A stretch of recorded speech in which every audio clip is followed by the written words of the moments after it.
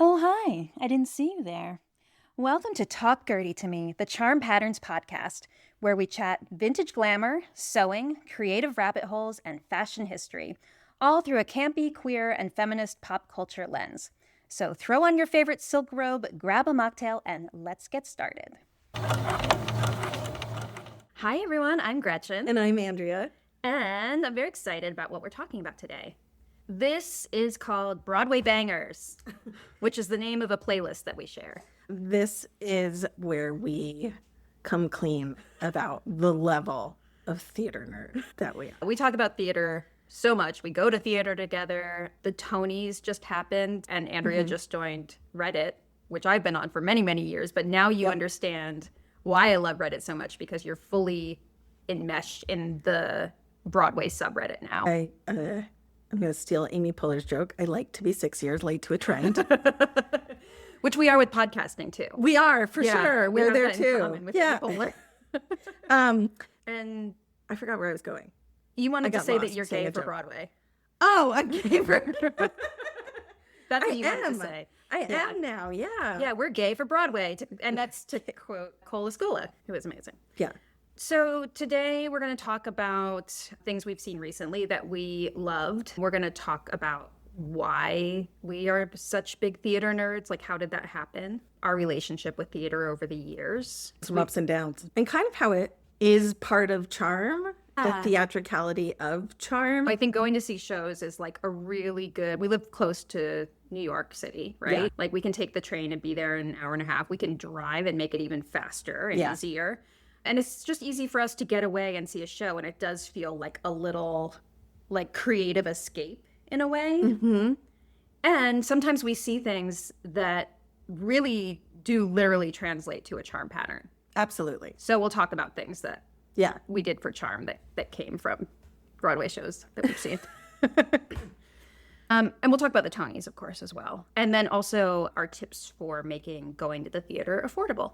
Yeah, it is one of the big barriers. Yeah, it is. It's a huge barrier. Yeah. I just read that a Broadway show costs between $300,000 and $600,000 to produce a week. Wow. Yeah. No wonder those ticket prices are so good. Yeah, it's one of those moments where you're like, wow, this is not affordable for a lot of people, but creating art like that is not cheap. Yeah, and all the crew, the backstage people, the stage managers, the understudies, the swings, people you never see are all paid as well. Yes. And Broadway is magical because literally everyone is at the top of their game. Yeah. We've seen understudies in roles where we were really excited. Yeah. Like, I like a toe tapper. So we've seen understudies in roles where we really wanted to see a star who, we were looking forward to seeing. And it's always like, well, that understudy was amazing. Yeah. Like you never have a bad experience really on Broadway. I mean, I would say maybe some celebrity casting can be a little like, oh, on the shows we've seen. All right. So let's get right into why we're gay for Broadway. It makes me giggle every time. It's true. I love it. So, Andrea, how did you get into theater, and what's your relationship with going to theater? When I was a kid, my dad would take me all the time. We didn't really go to Broadway, but we went to like touring performances, or he's a real supporter of like local theater. So, I seen Who's Afraid of Virginia Woolf performed in a cafeteria at Marist College. Oh, no. Yeah. I've seen some real performances, just wonderful things, Yeah. And then I got into doing theater, but only backstage. I'm not meant for the stage. I think my last play was in middle school, and I was like, oh, I don't ever want to do that again. And then I was backstage, and I was a stage manager and a house manager, and then I went to college for theater, and then I worked in theater for 20 years. And when you work in theater, the last thing you want to do, for me at the time was like, I'm doing like 20 shows a year. Each of those shows I'm seeing like just, 8, 12 times. The last thing I wanted to do was see theater in my off time. It's like my joke about like, when I go home, I don't want to sew. I sew all day. All I did was read scripts. All I did was think about theater. All I did was work with actors who I love. I love working with actors. And then I retired. And then I took more time to not see theater. And then it turns out my kid is really into musical theater. He's a Broadway baby. Yeah, my 15-year-old. I mean, that kid, he attended his first dress rehearsals at 4 months old. Yeah. Yeah. And like was in a carriage in the lobby. And then I was doing I Love You, You're Perfect Now Change. And everyone was very nice about the fact that I had a 4-month-old. But he was perfect. He slept through the first act, ate at intermission, and slept through the second act. I was like, I did it. But anyway, it turns out if you're raised in a costume shop watching Dinosaur Train on a cutting table, you ingrains it into you. And so his love of it is part of what got me back. And then I didn't know you liked theater. I like confessed one day that I had this musical theater playlist. Yeah. And you were like, I'm so excited. Like, yeah. And now it's our collective playlist. It's our collective playlist. Yeah, we share it with Henry, my son, my 15-year-old. Yeah, the three of us have a playlist together.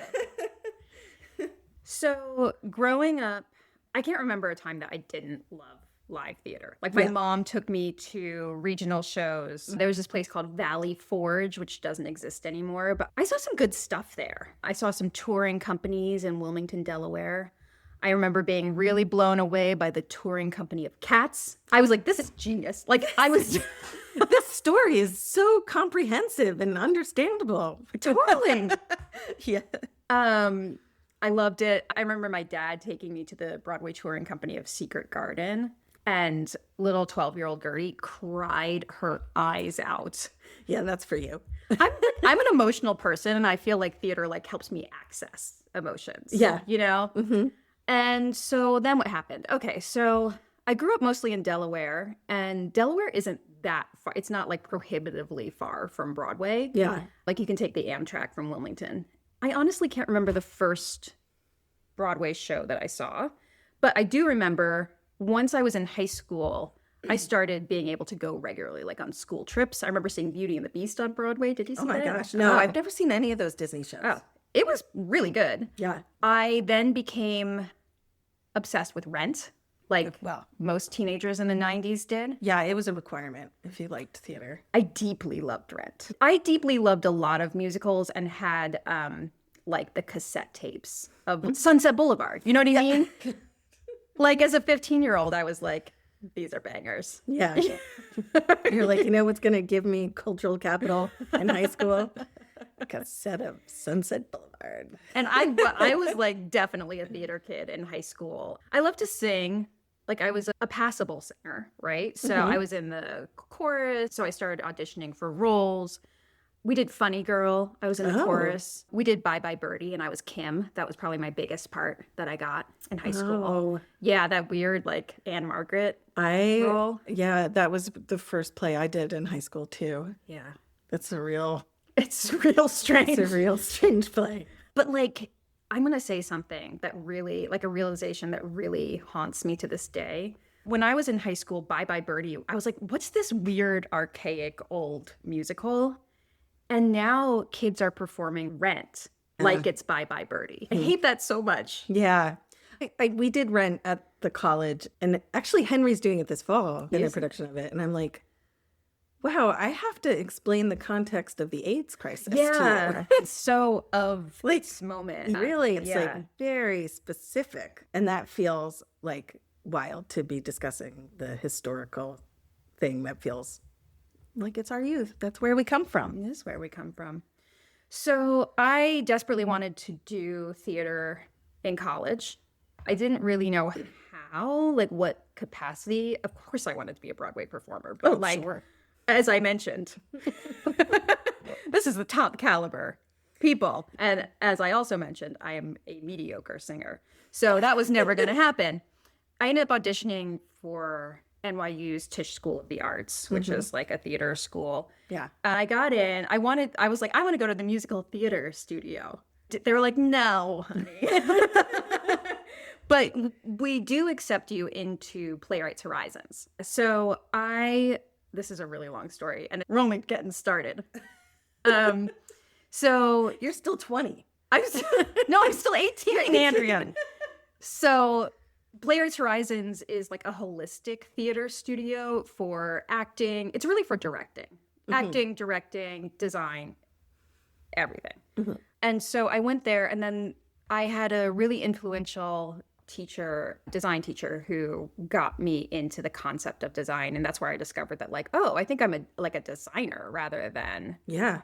I also took a lot of performance studies classes and loved the sort of like intellectual academic side of theater. You were here for critical analysis. Oh, yeah. Yeah. Oh, yeah. Like gender theory and performance, like Yeah. in the year 2000 at NYU. Yeah. Yeah. So I then transferred to the tech track, which was the design studio. People ask if I have a background in design or costumes, and that's kind of my background. But then I decided to get my PhD in theater history and performance studies. Amazing. So I graduated in 3 years from NYU. I was 21, and I immediately went into a PhD program at UCSD for theater history.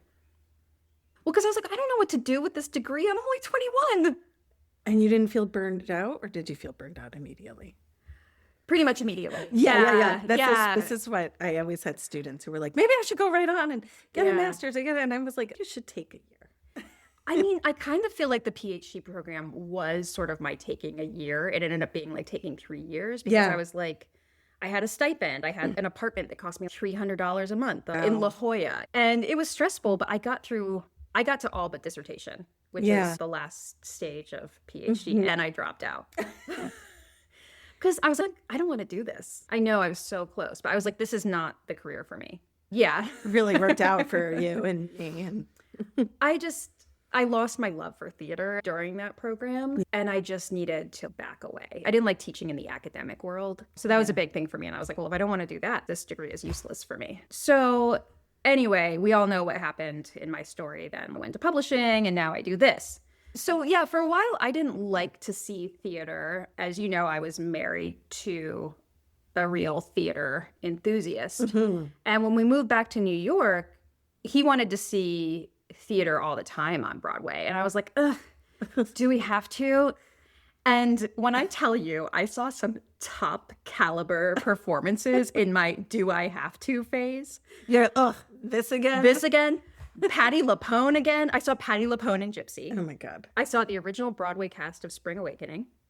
I saw Next to Normal. So I saw some real moments, and I didn't appreciate it at all. And it was probably like 3 years ago that I was like, you know what? I don't know why I am not engaging in this art form that is so close, that is so much about costume, about fashion. There's so much beautiful work on Broadway. Why am I not doing this? I remember when you started. Yeah. And when you started, you went hard. I hadn't seen Hamilton. You know what I mean? It was like 8 years into the Hamilton run. And I was like, I guess I should go see that. Was that the show that got you back into it? I wish I could remember what got me back into it. But I just started going all the time. Like Tuesday nights became my theater night. And I would leave a little early from work and drive down. And like every week I would see a show because I was catching up. Yeah, it was great. I got like a little report. Yeah. And since then I go through phases where I don't see anything really at all. And then there are times like now where I want to see literally everything. Well, this has been like a really fun year. It's been a fun year. You got me back into it, I think, like to go to Broadway. Because, I'm seeing all my kids' shows and my niece's shows. And my niece is also an actress. But I was like, it just felt like too much. And like getting to New York, you got to eat. And then you were like, no, you don't. You can just go down and see a show. Like, do you want to go with me? And I was like, yes, I do. I see a show. Yeah. Like, and that's like a life hack, I think, for people who are like, it's so expensive. It's like, you don't have to have a huge fancy meal out every time you go to the theater. You can for a special occasion, but I would pack peanut butter and jelly and eat it in the car or on the train on the way down. You know what I mean? Yeah. Now we go out for like a $5 slice of pizza or whatever. Yeah. Slice of pizza. Yeah. Grab a Diet Coke on the way home. Yeah. You're set. Good. Game. So yeah, and then one of the first things we saw together, maybe the first thing we saw together, was Some Like It Hot with your son Henry. Yeah, was that last year? 2 years ago? It was 2 years ago. It was 2 years ago. It was his birthday present. And that was a fabulous show. Yeah, it was. And it was the original cast, and my son loves Christian Borle. That's right. I love his little theater crushes, like man crushes. Yeah, he'd played Emmett in Legally Blonde. Yeah. So he was so excited. And this is like, he was 13. I think he just turned 13. Yeah. It was so much fun. I mean, it was really fun to have him there because he's just like, wow, this must have cost thousands of dollars. I have to say, I was just remembering. There is like an actual train that like locomotives onto the set. Like it's a fully built Imagine train. And what Henry said was, "Oh my God, that must have cost $1,000." And Andrea and I just cracked up at the idea that it would cost. It was so cute. $1,000. $1,000. I'm like it cost $1,000 for one of those suitcases that were on that train. Yeah. And then this year, We've seen a lot. yeah. So things we've seen together this year are Death Becomes Her, Mm-hmm. The Last 5 Years, Floyd Collins, Mm-hmm. and Oh Mary.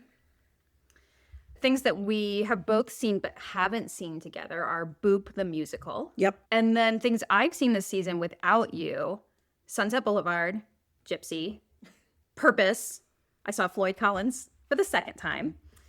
And I saw Cabaret. I also, because I have Tony's fever, I already have tickets locked in for the third viewing of Floyd Collins, which you are joining me for. We're going to the closing performance of Floyd Collins. Yeah. And we'll talk more about that in a minute. I'm also going to see Just in Time with Jonathan Groff, Dead Outlaw, and maybe Happy Ending, which just swept the Tonys. This is a list. I know. It's very impressive. When I saw the Tony nominees, especially for Best Leading Actress in a Musical, I had seen all of them. And like the rush that gave me, Andrea. And then I looked at Best Actor in a Musical, and I'd only seen like one of them, Floyd Collins. I was like, he's gonna win. He did not win. I was like, I think maybe Jeremy Jordan is gonna take this. The excitement I feel is like, it must be what people feel like for the Super Bowl. Just the rush of adrenaline when I thought about the possibility that Jeremy Jordan might take home Best Leading Actor in a Musical this year. His day will come. Oh, it's coming, Andrea. It's gotta come. Yeah, there's just so many. Like every one of those people in that category was amazing. They're all amazing. And what's the best thing you saw? Floyd Collins. I am a Floyd Collins fangirl. Die hard. You really are. We went in with like no idea what this was. Just like, oh no, it's Jeremy Jordan. So let's go because he's amazing. We went with like, the only expectation is that Jeremy Jordan was going to be wonderful. I think on the way down, we started to get scared because we were like, wait, it's about a guy who gets stuck in a cave. And oh no, it's a true story? Oh no, what have we done? And then we started panicking and looking at each other like, what have we gotten ourselves into? I mean, you, to the point that you were like, we could always just leave it. But I never do because I'm like, what if it gets better in the second act? I missed something. FOMO. Mm-hmm. But anyway, we did not leave during intermission on Floyd Collins. Oh my gosh. At intermission, we were like, I think this is good. It's a really fascinating show because the first number, the choreography, which he did at the Tonys, is a little like him scooting around on the stage like he's climbing into a cave. Yeah. It's when he was doing the reverse worm. We turned to each other and we're both like, I think this is good. I think it's really good. You know what I mean? We were just like, confused. Yeah. And then by the end of the second act, we were both sobbing. Yeah. The pure emotion. We were crying. The two gentlemen in front of us were sobbing. I mean, racked with yes. It was so beautiful, guys. It's a really beautiful show. This isn't releasing before it closes, but just maybe they filmed it and you'll get to see it. It really was special. It's very special. I will say, not everyone agrees with us. Very few people agree with us. So on Reddit, the feeling about Floyd Collins is incredibly divisive. Like, people hate it. They think it's boring. They think it drags. A lot of people actually do leave at intermission. And then if you love it, you love it. I mean, I haven't seen a lot of loving it on Reddit, to be perfectly transparent. Then I went to a dinner with my friend Tom and his work colleagues, and he works like arts marketing in the Broadway world. So these are Broadway people. And someone asked me what was my favorite thing I'd seen this season. I said, Floyd Collins. And this woman looks at me and says, wow, I haven't heard anyone else say that. What a polite way of saying, are you nuts? And then I insisted that David and Tom go see Floyd Collins with me. And they did not like it. And they're arts professionals. And they were like, nope, not for me. But you know what Tom did say to me? He said, you're not truly a theater fan until you become obsessed with a show that no one else gets. He's always there with the sage wisdom. My friend Tom, he's really... that is 100% true. Floyd Collins is your badge of honor. And it closes in 2 weeks. Yeah, so we're going to go see it one more time because no one does Floyd Collins. This is it. We should describe what Floyd Collins is. It's a man in a cave. It's a man who gets stuck in a cave in 1925. So there was like something called... a real story. It's a true story. Yeah. The Kentucky Cave Wars. This was a thing. Have you heard? Wow, no, you really have gone deep. I've gone incredibly deep. So apparently people were like, this was like the next big thing and like a way for people to make money in these rural areas, like farming areas. People wanted to like open up caves as tourist attractions. So he was like, I'm going to find the next big cave. So weird. It's so weird to us now. Yeah. Anyway, he gets stuck in the cave. No spoilers. But people also say this was the first media circus. Yeah. Because people came, like one reporter kind of started this story and then people turned it into essentially a carnival at the cave's opening following the story. Like selling balloons. Of this guy stuck in the cave. In a cave. Yeah, I mean, everyone in this show was great. I thought across the board. I mean, and Jeremy Jordan is a superstar. Yeah, I mean, my favorite quote of the night, can I share this? Is, I think actually the first thing you said to me at intermission. You turned to me and you said, I would ruin my life for him. I totally would. You would run away with Jeremy Jordan. Is it a middle-aged lady? That's exactly with 2 kids. That's what he wants. Jeremy Jordan is, I mean, I don't think we've mentioned that he's incredibly handsome and charismatic and talented. Yeah. It's the real, triple threat. Yeah, but I told my husband that too. He laughed really hard at that. Yeah, it just was so wonderful.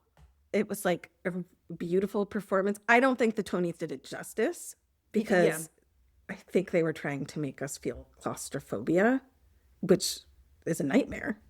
Yes, as you know, I'm claustrophobic. And so I think that was also part of my panic when we sat down at the show. I was like, what do you mean? Wait, he gets trapped in a cave?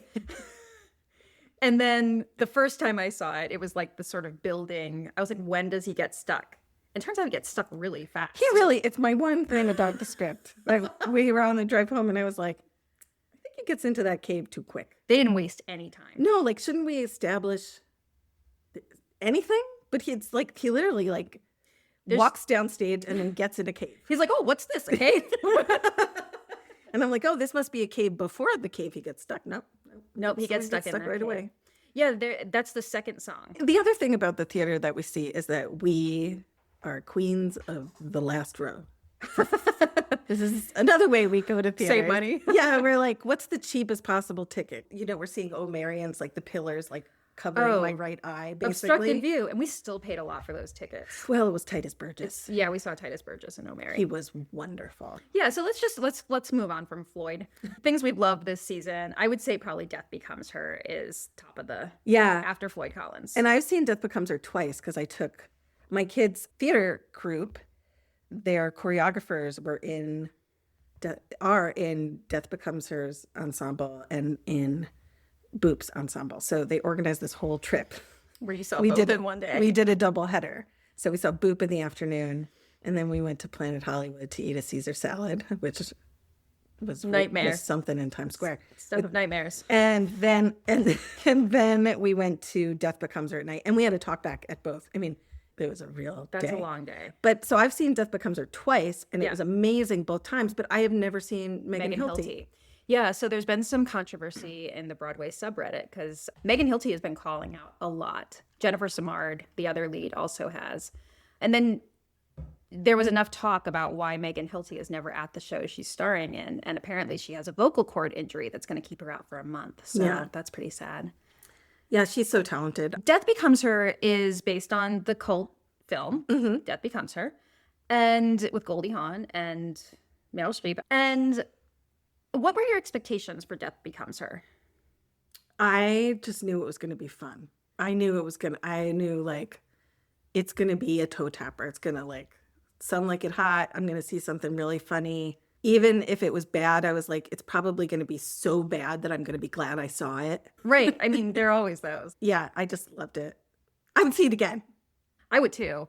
I had very low expectations for Death Becomes Her because I feel like it can be such a mixed bag when they try to produce something from an older film property. Yeah, that's true. You can see some real amazing shows that way. You can also see some real turkeys. Real turkeys, as Andrea would say. But I was shocked by how good it was. Yeah. What I kept saying to you was like every joke lands and there's a joke. Every line is a joke, basically. You know what I mean? Yeah. With actually funny jokes. Yeah, I think it's wonderful. Everyone should see it. Everyone should see it. The costumes are spectacular. Yeah, so that's Paul Taswell, who just won the Tony for Best Costume Design. Interesting side note, he also, this year, won the Academy Award for Best Costume Design in Wicked. Yeah, but that was a historic win. First Black man to win costume design at the Oscars. Yeah. We loved Oh Mary. I had no idea what Oh Mary was about, but I was like, well, everyone's talking about it and let's just go, and that was like our big splurge. Oh Mary is like the hot ticket of the season. Yeah. It was jam-packed on a Tuesday night. Sold out every night. Obstructed view is over $200. We also saw a celebrity in that one, Titus Burgess. That's how you pronounce that. I looked it up this week. I can't wait for people to tell us all the words we've mispronounced on this podcast. It's like my fear. So Titus Burgess, who was in Unbreakable Kimmy Schmidt. We wanted to see him in it. I also want to see Cole Escola in it, obviously. But yeah, Titus was having a limited run, and we just felt like we got to see this. So Oh Mary is not a musical. Yeah, it is not a musical. It is. But it has madcap medleys. Yeah, it's a farce. There's a cabaret at the end. There's all kinds of wildness. Yeah, so I guess Cole said they started with the idea that what if Abraham Lincoln getting assassinated was like actually a positive thing for her? Like, and she's an alcoholic and Abe Lincoln is gay. Yeah, it's nuts. So there was no historical research done for this show. I think the point is to be as inaccurate as possible. And it is truly hilarious. Mary Todd Lincoln is like drinking paint thinner. She's like a failed cabaret star. And Titus was just on fire. I mean, truly. Everyone else too. I mean, the whole cast there's only like 5 people in it. They were all wonderful. The audience was like all there for it, very excited, completely packed. It was a real P-Town crowd for me.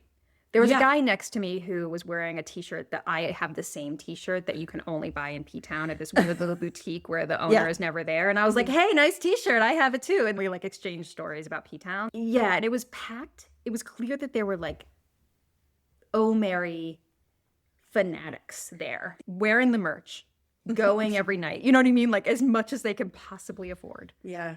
Cole Escola with the Gay for Broadway. They know their audience. Yes. That audience was gay. They were gay for Broadway. I want to talk about Boop a little bit. Yeah. That was the one I expected to love this season. And really? Yeah, it's Betty Boop. Oh.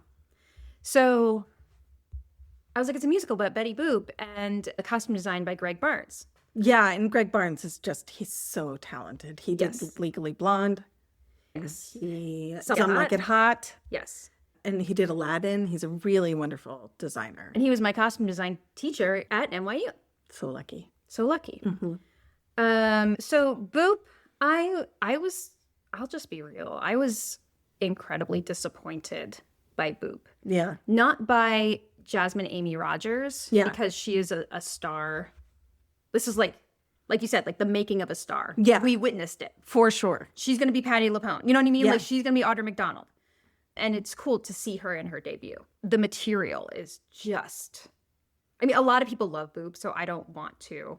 The audience, when I was there, just thought it was the best. Oh, yes. Just. And it's really, I mean, I think we've talked about this clearly, but like, it's like really family friendly. Yes, it is. You know, I'm there with like a 10-year-old and a 14-year-old and an entire theater school, you know? Yeah. It's light if you're looking for that. I don't really love the theatrical presentation of the Javits Center. It was like the Barbie movie for me, where like the first 10 minutes are in magical Barbie land. And I'm like, let's stay here. And we're in Boop land. Let's stay here. It's all rhinestones and spectacle. And then she gets transported to the real world, literally the Javits Center. The second scene, well, first is Times Square, which you and I both hate. I mean, I'm there with my kids for that double header, and I was like, I looked at them both like dead in the eyes and was like, I need you guys to know what part of New York I don't like. This is it. I don't like this. It's like the M&M store. It's just like a tourist nightmare. You can avoid it by going around side streets because it's truly overwhelming and kind of awful. And I think that's why people don't like New York a lot who come to visit. So she's transported to Times Square and then goes to Comic-Con at the Javits Center. If you've ever been to the Javits Center, it's the most depressing convention center in the world. I want to see Boop do wear rhinestones. Like, you don't even want to I want to go to the Javits Center. Yeah. It didn't do a lot for me. The performances were wonderful. I mean, everyone, again, it's like everyone's at the top of their game. The chorus was wonderful. They have like a really innovative number where they like people on one side, they're in color, and the other side, they're wearing black and white. You can watch clips of this on YouTube. But even that number didn't really do it for me. Yeah. The puppet did it for me. Pudgy? That was so cute. Who looks like Millie? Yeah, that was really, really fun, the puppet. And you really do feel like you're watching someone who is very talented and very special and is going to do many more things. And speaking of gay for Broadway, I had a very gay experience of Boop. Like, it was definitely family friendly, but one of the first people I saw when I walked into the theater was Susie Toot, who was a drag queen on the last season of RuPaul's Drag Race. And she talked so much about how Betty Boop was one of her icons. And then I walk in and she's going to the same show I am to see Boop the musical. And I was like, what an omen. And then also, I mean, the audience was a typical Broadway show audience, but then my partner Ray and I went together. And then after the show, he turned to me and said, I didn't know that Betty Boop was such a queer icon. I was like, what gives you the impression that she is? And he's like, well, there are just so many gay people here, and they're so excited to see Betty Boop. I was like, I think that's because we're at a Broadway show. It was really cute. How has Broadway influenced charm? I mean, I think theater, I love this job and this company because what we do in our samples is like theatrical. Like everything is theatrical and like go bigger, never be skimpy, show the fantasy version. We're showing the version of like a toe tapper piece of clothing. Yeah. And sometimes we see things that get us real jazzed. You know, it's like looking at other designers' work and being like, back yokes on everything. Oh, yeah. Some Like It Hot was definitely an influential one for us. It influenced the starlet dress. It did, yeah. Because a lot of those dresses had back yokes that were very flattering on all of the actors' backsides. Yeah, it really is. Like, it's a wonderful detail. So we included that in the starlet dress. Yeah. Mm-hmm. And then we both saw, Henry saw a pair of pants that I was really excited about that is in an upcoming design. That's true. Yeah. Some things I take from certain shows. There are some shows that I go see, like Oh Mary, that it's like there's nothing charm about that show, but I still want to have the experience because I feel like going to theater and experiencing that art form just makes me better as a designer and a creator, you know? I think just seeing creativity in different forms, whether you're going to an art show or a film festival or a museum, whatever is what kind of sparks the ideas and helps us keep going and keep coming up with new things and new periods in history. I mean, I like a spectacle. So next season, we'll see a pair of Floyd Collins inspired overalls, I'm sure. Just some dirty overalls and an overcoat. I read that he has padding in his overalls, in the back of his overalls. I also read in my deep dives that he takes I know, I'm sorry, I have to get these facts out. He takes his contacts out for the second act because it's so much about him being like ensconced and not. God. Yeah, because he has to like fully go into his own, like into his head. I get that. Yeah. Yeah. I mean, if I take my glasses off, I can't see a damn thing. Can't see shit. No, I can't either. Yeah, it's great. Okay. If someone were coming to see a Broadway show for the first time in this season, what would you tell them to see? Death Becomes Her. Yeah. Whoever's in it. Yeah. Just see Death Becomes Her. It's so much fun. It's just, I mean, it's dark, but it's light. Costumes are fabulous. The costumes are completely amazing. Yeah. The choreography is amazing. The sets are amazing. Like, there's camp, there's glitz, there's glam. Yeah. There's nothing bad about it. Jokes. Yeah, that's what I'd say. And then I also want to say, like, just some tips for saving money. Yeah. My big one would be becoming a TDF member, Theater Development Fund. You have to qualify, but as far as I can tell, everyone qualifies. You qualify by giving the money? It's like you have to be a parent or work in the arts or work for a nonprofit or be a student or have been a student at any point. You know what I mean? It's just like you can qualify. I love it. And TDF, you know, it's a shorter term thing. You know, you can go on their website and see what's available for tickets now. So like Floyd Collins is on there, for instance. You buy your Floyd Collins ticket through TDF, it's $60. And it's unassigned seating. You don't know until you get there what your seat is. But I will tell you, I have gotten amazing seats through TDF. Because your seat fillers. Yeah. So that's how I got to see Floyd Collins so close to Jeremy Jordan. That's how I got to see Hadestown from like the third row. Yeah. So really recommend that. There's also an app which I just found out about called Theater. So it's like Grindr. It's like theater without the second E. And people sell their tickets to shows if they can't make it. I saw people were selling Floyd Collins tickets for $7 the other day. This is also more of a spontaneous thing. Yeah. Reddit discount codes. My obsession with Reddit has been vindicated because if you go to Reddit, join the Broadway subreddit, there is one of the pinned threads at the top is discount codes, like quarterly discount codes. And I've gotten 25% off tickets there. You can also do a thing called the lottery. Mm-hmm. When in my day, when I was at NYU, you had to go sit in line starting at 6 a.m. to get $20 tickets in the lottery. That was called Rush, I guess. Mm-hmm. And I would do that for rent. Oh, wow. And you got standing room only. Wow. But I mean, $20. But now there are digital lotteries. So you can enter. But these are all pretty spontaneous things. You have to kind of be in the area. But yeah. Except for Reddit codes. Yeah. But if you come to New York and you're like, maybe I should see a show tonight. Yeah. That's, you know. These are good ways to do. Also, I worry a lot about seats and having good seats sometimes, for especially shows that I'm really excited about.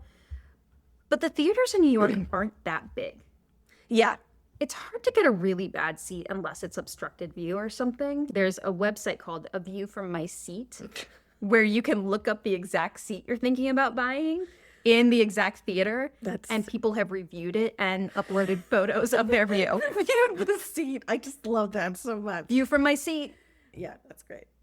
I mean, because especially with things like Oh Mary, we shelled out like a lot. That was the most I've ever paid for a ticket. Yeah. And it said obstructed view. And I was like, well, how obstructed are we talking? You know, so you can go to like View from My Seat and find out, like, am I going to be able to see the show from this obstructed view seat? Things like that. And even we were like all the way on house right.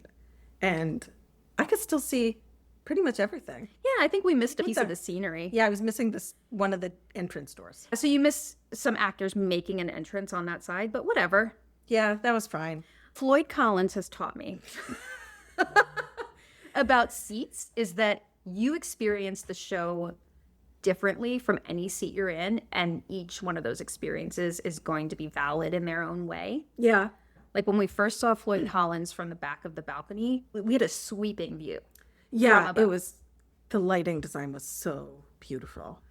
It was gorgeous, and they had this texture on the stage to look like rock. Yeah. The lighting brought out the texture at moments, and it was beautiful. And then when I saw it in my cheapy TDF seat that was really close, where I got to see Jeremy Jordan crying his eyes out, singing What Glory Goes, and just losing my mind, I got to experience that. But I would not have known that that show had interesting lighting design from that seat. Oh my gosh. Isn't that wild? That is wild. So I would just say, like, whatever seat you get, you're going to get an experience. Yeah. You know, and if it's a show you love, like, keep going. See Floyd Collins 3 times from different seats, you know? Yeah. And the back of the house isn't bad. Buy cheap tickets. Yeah. This is the way you get to go. And knowing that, like, even $60 is a lot for some, like, not everyone can afford that. The other thing that I've seen happening more is like pro shots, like the Hamilton pro shot. That's when, you know, it's not it's not someone doing a bootleg with their phone. It's like they actually do a professional shoot of a show. You're like, oh, what? Oh, what? Oh, what? So yeah, like Hamilton for Disney Plus. Yeah. How many people got to see Hamilton because of that would never get to? They just did a live stream of Good Night and Good Luck with George Clooney. That was like a historic thing. And people, like, millions of people tuned in. Yeah. And I think the more that kind of thing is supported, the more we'll see accessibility like that. I mean, I remember that from being a kid, like seeing, I think it was Bernadette Peters in Into the Woods. Oh, wow. Like, yeah. On PBS. It's still in my head from 30 years ago. Maybe I'll watch that tonight. Ooh, real sexy night tonight. Yeah, that's... Yeah, so I think we've said just a little theater recap. Quite enough about theater. I mean, the thing is, it's creation, right? And I love looking at the costumes. Yeah, I love it too. I love analyzing the costumes. I love thinking about the quick changes. I love all of that. So, like, that is kind of a part of what you design here, you know? Yeah, what we do at Charm. Yeah. And, you know, we try to make like an everyday version. I think people might listen to this and be like, oh, that explains a lot for me about Charm. You know, just sort of our love for the theater and the dramatic, I think, is what makes it, for me, it makes it sustainable, because it's not just about clothes to me. It's about creating, like I always say, like, it's creating the fantasy. Yeah. It's creating a total work of art, a Gesamtkunstwerk, to use a Wagnerian theater term. I wasn't going to say that. I wasn't going to say that exactly, but I like that. Yeah, total work of art. All the pieces coming together to be more than the sum. It's more than just a sewing pattern. It's more than just a blouse. And this is like my entree into a lot of, like, how do I get excited, right? It's almost like it becomes a Broadway show in my mind, each shoot. You know what I mean? And I'm like, this one is going to be Carmen Miranda inspired, or whatever it is. Like, whatever makes me feel like that rush of adrenaline, like I'm about to see the Tony Awards, you know, like I'm going to see Jeremy Jordan win. That's what gets me excited for Charm, for, you know, to keep and to sustain. How many years have we been doing this? And how many years do we want to keep doing this? Which is, you know, a long time for me. Yeah. So I guess my question for people listening is, do you want to hear more of this? But do you want to hear more? Because we could do a Broadway episode each season of this podcast, which I would love to do. So hopefully, like, 1 or 2 people enjoyed this today. Yeah, and it could get this out of our system so we don't scare our wonderful retreat attendees. It was the weekend of the Tonys. What am I supposed to do? They're like, we definitely, I put musical theater bangers on. Yeah. Like, I was like, oh, welcome to the Charm Studio. Here, let's listen to Left Behind from Spring Awakening. That's what it is. Yeah. They experienced the real charm that day. Yeah, they were really sweet. Well, thank you for doing this with me today, Andrea. My pleasure. It's always a joy. Always. And we will see you next time. Goodbye. Well, hello again, and thank you so much for joining me. That's it for this installment of Talk Gertie to Me. If I had to guess, I'd probably say this episode included a lot of fashion and pop culture references, some of which are best enjoyed in a more visual medium. So be sure to check the show notes for images and links.